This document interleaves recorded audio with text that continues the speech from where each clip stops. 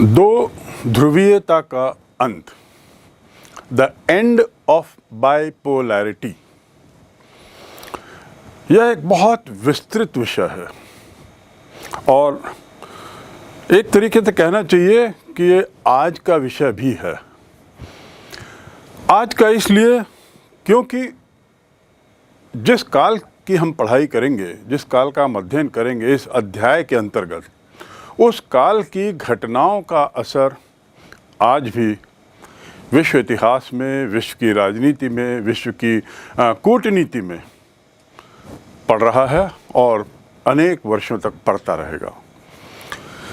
इससे पहले कि हम इन शब्दों को समझें कि बाइपोलैरिटी क्या है, दो ध्रुवीय क्या हैं, आदि आदि, ये ज़रूरी है कि हम एक बार विश्व के नक्शे को बहुत अच्छी तरह समझ लें, क्योंकि इनमें बहुत से कुछ ऐसे देशों के नाम बारंबार आएंगे जिनकी स्थिति, भौगोलिक स्थिति हमको आपको जानना बहुत ज़रूरी है यदि तत्कालीन राजनीति को हमको सही समझना है तो। उसके साथ ही इस नक्शे में, उस मैप में कुछ नए राज्यों के नाम भी आएंगे जिसको आपको गौर से देखना है, समझना है। तो हम चलिए आज शुरुआत करते हैं। सबसे पहले विश्व के नक्शे पर एक नज़र, सतही नज़र नहीं, पैनी नज़र की ज़रूरत है ताकि हम समझ पाएँ कि कौन से देश कहाँ स्थित है और उस देश की जो लोकेशन है वो अन्य संबंधित देशों से कितनी दूर है। उदाहरण के लिए भारत के पड़ोस में पाकिस्तान है, तो भारत पाकिस्तान संबंधों की कड़वाहट की जब हम चर्चा करते हैं तो समझ सकते हैं कि ये पड़ोसी देश हैं, शायद इनकी सीमाएं साथ साथ जुड़ी। लेकिन ऐसे कई उदाहरण भी हैं जहां पर बहुत दूर रहते हुए भी शायद उतनी ही कड़वाहट, बल्कि उससे ज़्यादा कड़वाहट उन देशों के बीच में इस काल में थी। तो कहीं हम ऐसा गलत ना समझ बैठें कि क्या ये दोनों देश भी भारत पाकिस्तान जैसे पड़ोसी हैं जिनकी सीमाएं कॉमन हो। नहीं, इसलिए हमारे लिए सबसे पहले नक्शे में, विश्व के नक्शे में विभिन्न संबंधित देशों की स्थिति को जानना अत्यावश्यक है। सबसे पहले हम देखें कि इसमें एक बहुत बड़ा देश दिखाई दे रहा है जो यूरोप और एशिया दोनों को कवर कर रहा है, दोनों के साथ है, और उस देश का नाम है सोवियत संघ।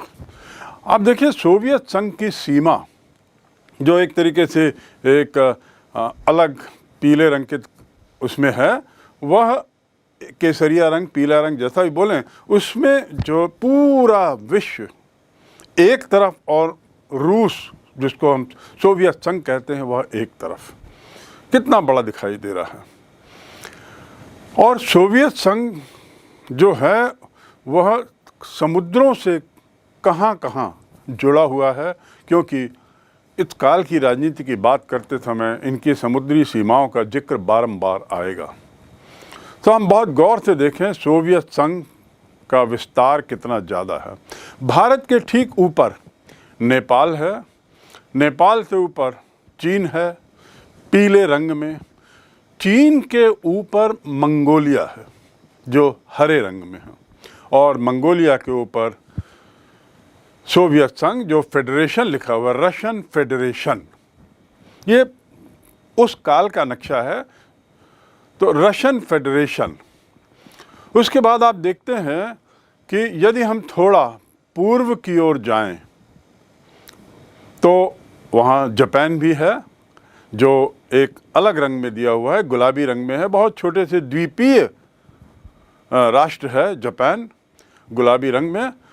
तो ये तो हुआ एशिया से संबंधित नक्शा। मुख्य पात्र जो हमारे इस अध्याय के इस नक्शे में जिस पे मैंने बात की है अभी तक, उसके मुख्य पात्र हैं सोवियत फेडरेशन। अब हम पश्चिम की ओर थोड़ा आएँ, यानी फेडरेशन के पश्चिम की ओर, तो आप देखेंगे कि एक घोड़े जैसा मुंह बना हुआ हरे और केसरिया रंग में, बीच में उसमें पीला रंग है, यह एक नक्शा है, यह भी एक हिस्सा है, भौगोलिक हिस्सा। इनको स्कैंडिनेवियन कंट्री कहते हैं। क्या कहते हैं? Scandinavian country. तो इस प्रकार इस नक्शे में हम देखते हैं कि स्कैंडिनेवियन कंट्री का जो मुंह है वो एक तरीके से घोड़े जैसा है, और इसीलिए इस क्षेत्र को the horse shoe of Europe भी कहते हैं, क्योंकि वह घोड़े जैसा है, घोड़े के शू जैसा, हॉर्स शू। इसके ठीक नीचे आप थोड़ा देखिए तो बहुत छोटे छोटे अनेक देश हैं, और उन्हीं में से लगा हुआ एक देश जो गुलाबी रंग में है वह है इंग्लैंड, जिसे ग्रेट ब्रिटेन भी कह सकते हैं, इंग्लैंड भी कहते हैं, यूके भी कहते हैं। ये तीनों नाम के थोड़े अलग अलग अर्थ हैं। Great Britain, United kingdom, UK और इंग्लैंड, इनमें थोड़ा सा अंतर है जिसको हम बाद में समझेंगे। फिलहाल हम इतना जान जाएं कि इंग्लैंड कहाँ पर स्थित है, इसको देख लें अच्छी तरह। और इंग्लैंड जो है वह जो यूरोप की जो भूमि है, मुख्य भूमि, उससे थोड़ी दूरी पर है, बीच में समुद्र है, जिसे हम एक हिस्सा समुद्र का एक कहते हैं इंग्लिश चैनल। इंग्लिश चैनल, जिसको तैर के बहुत सारे तैराकों ने विश्व रिकॉर्ड बनाया है, क्योंकि वहाँ पर इंग्लिश चैनल को क्रॉस करना एक बहुत कठिन काम माना जाता है, लेकिन बहुत से तैराकों ने किया है। भारत में भी जानकारी के लिए बोल दूँ, मेहर शाह, इसने ये तैराकी की थी और सफलतापूर्वक इसको पार किया था। तो वापस आते हैं इंग्लैंड। इंग्लैंड के ठीक पड़ोस में जो मुख्य भूमि है, उस मुख्य भूमि में फ्रांस है।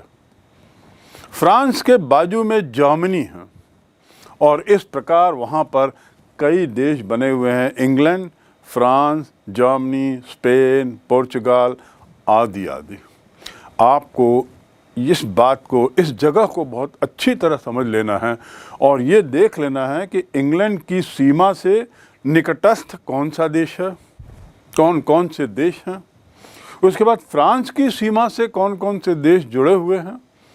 फ्रांस के बाद जर्मनी की सीमा से कौन कौन से देश जुड़े हुए हैं, और रूस, जिसे सोवियत फेडरेशन यहाँ कहा गया है, सोवियत फेडरेशन से यूरोप के कौन कौन से देश इनमें से जुड़े हुए हैं, किनकी सीमाएं बिल्कुल पास हैं। जो फ्रांस और इंग्लैंड, जर्मनी, इनकी मैंने बात की, इनके और सोवियत फेडरेशन के बीच में कुछ अन्य देश हैं। ये देश कहलाते हैं पूर्वी यूरोप के हिस्सा, और फ्रांस, जर्मनी आदि कहलाते हैं पश्चिमी यूरोप का हिस्सा। यदि यूरोप के नक्शे को आप देखें तो इसमें पश्चिम के हिस्से में जो देश हैं वे कहलाएंगे पश्चिमी यूरोप, और पश्चिमी यूरोप के पहले और सोवियत फेडरेशन के बीच में जो देश हैं वे कहलाएंगे पूर्वी यूरोप। पूर्वी यूरोप का अर्थ, बच्चों, इस बात को समझ लें कि पूर्वी यूरोप का अर्थ ये नहीं है कि विश्व के पूर्व की ओर हम चले जाएं, नहीं। यूरोप में पश्चिम के पहले जो है वह पूर्वी यूरोप।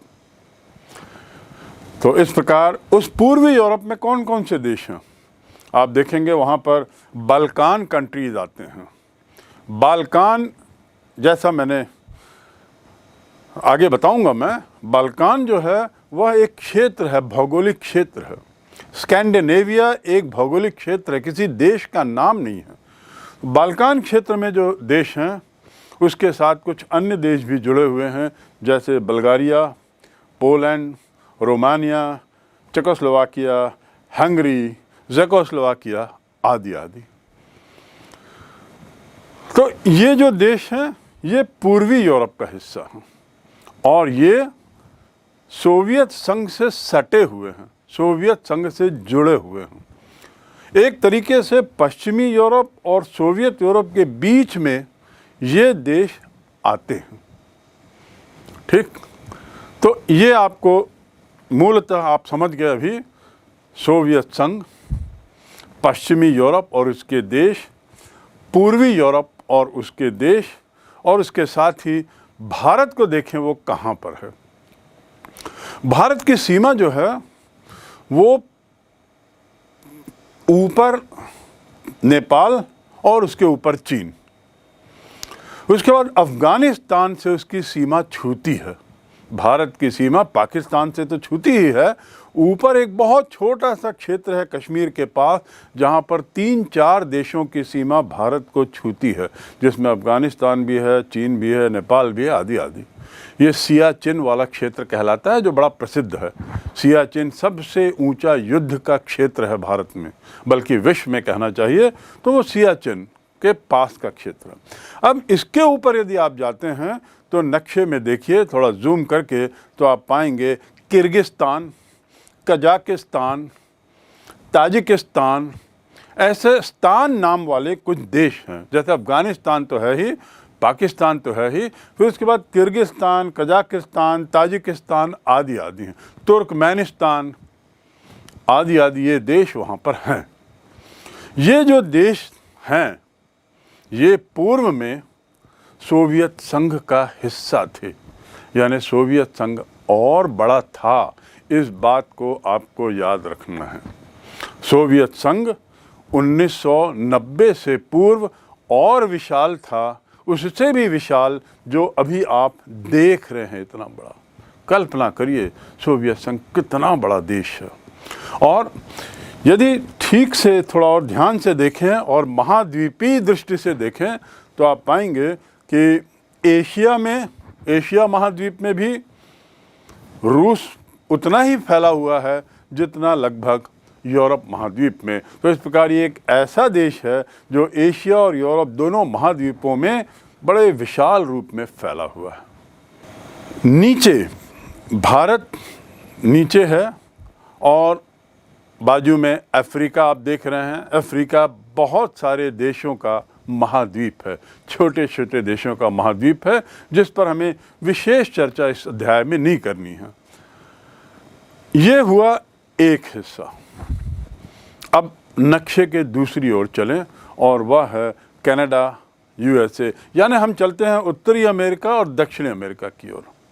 उत्तरी अमेरिका और दक्षिण अमेरिका की यदि बात करें तो देखिए जो हरा क्षेत्र है, नक्शे में जो हरा क्षेत्र दिखाई दे रहा है वह है अमेरिका, जिसे हम कहते हैं यूएसए।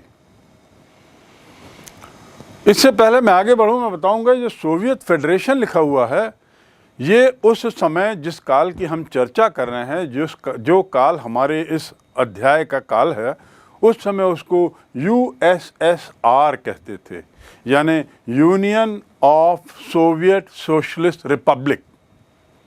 मैं पुनः दोहरा दूं, union of Soviet socialist republics, USSR. अभी हम बात कर रहे हैं यूएसए की, यानी यूनाइटेड स्टेट्स ऑफ अमेरिका। ये उत्तरी अमेरिका जो महाद्वीप है उसका एक देश है। हम पूरे उत्तरी अमेरिका की बात नहीं कर रहे हैं, हम यूनाइटेड स्टेट्स ऑफ अमेरिका की बात कर रहे हैं, जो उत्तरी अमेरिका का एक देश है। दूसरा महत्वपूर्ण देश यहाँ पर आता है कनाडा। कनाडा देखिए कितना बड़ा देश है, गुलाबी रंग में, और टापुओं की भरमार है। उत्तर की तरफ आप देखेंगे अमेरिका, उत्तरी अमेरिका में उत्तर की तरफ तो कितने टापू हैं, ये पूरा कनाडा कहलाता है। एक बड़ी रोचक चीज यहाँ पे आपको ध्यान रखनी होगी कि संयुक्त राज्य अमेरिका या यूनाइटेड स्टेट्स ऑफ अमेरिका जिसे अंग्रेजी में कहते हैं, वह हरे में दिखाया गया, हरे रंग में, एक पट्टी के रूप में। कनाडा के पूर्व में एक और हरी पट्टी दी हुई है, वहाँ लिखा हुआ है अलास्का। तो आपको ये समझना है, याद रखना है कि अलास्का भी अमेरिका का ही हिस्सा है। वह अमेरिका यानी अमेरिका महाद्वीप का तो है ही, साथ ही संयुक्त राज्य अमेरिका नामक देश का एक हिस्सा है। और अलास्का और संयुक्त राज्य अमेरिका के बीच में कनाडा है। अंत में इस नक्शे पर जो जानकारी आपको जाननी है, जो काम की है, वह है नीचे देखिए एक मिर्ची नुमा शेप में दक्षिण अमेरिका है। दक्षिण अमेरिका में ब्राज़ील, अर्जेंटीना आदि आदि, मैक्सिको, ये सब देश आते हैं। और ये इसमें से अर्जेंटीना और ब्राज़ील बहुत ही बड़े हैं आकार में। आप कल्पना कर सकते हैं कि ये कितने बड़े देश होंगे यदि आप इनको भारत से तुलना करो। देखिए, भारत सोवियत संघ के सामने तो मात्र एक छोटा सा क्षेत्र दिखाई देता है। जैसे कि यदि हम भारत के नक्शे में जगदलपुर या बस्तर के क्षेत्र को देखें तो ऐसा ही लगता है कि सोवियत संघ के सामने यह भारत बहुत ही छोटा दिखाई दे रहा है। और उसी प्रकार संयुक्त राज्य अमेरिका भी बहुत विशाल है, कनाडा तो विशाल दिख ही रहा है, और साथ ही ब्राज़ील, अर्जेंटीना और चाइना। चीन जो येलो में दिया हुआ, जो पीले रंग में दिया हुआ, ठीक भारत के ऊपर उसकी सीमा को लगभग छूता हुआ नेपाल के पास हिमालय पर्वत के उस तरफ जो है, उसकी विशालता भी आप देखिए। लेकिन रूस के सामने तो, सोवियत संघ के सामने तो बड़ा छोटा दिख रहा है वो भी। अदरवाइज अन्यथा चीन भी बहुत बड़ा देश है। सोवियत संघ की बात करें तो सोवियत संघ जो पूरा देश है वह सड़क मार्ग से और रेल मार्ग से पटा हुआ है। पूरा क्षेत्र जो है सड़क और रेल मार्ग से जुड़ा हुआ है। पूरे अंदरूनी इलाकों में पक्की सड़कें, चौड़ी सड़कें और रेलवे बनाई गई। दुनिया की सबसे लंबी रेल लाइन जो है, जिसका जिक्र हम आगे करेंगे, वह रेल लाइन भी सोवियत संघ में है, जो सोवियत संघ की राजधानी मॉस्को, जो वर्तमान में रूस की राजधानी है, मॉस्को से व्लादिवोस्टॉक, आप देखिए नक्शे में दिया होगा, व्लादिवोस्टॉक और मॉस्को इसको छूती है बहुत लंबी रेल लाइन।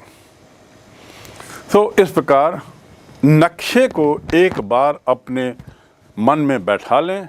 बहुत ही रोचक अध्ययन इसका है, इस विषय का। और ये जो काल है जिसकी हम बात करेंगे, दो ध्रुवीयता का अंत, मैं यहाँ बता दूं कि दो ध्रुवीयता के अंत की बात 1990-91 की है, यानी आज से मात्र 30 वर्ष पहले की घटना है।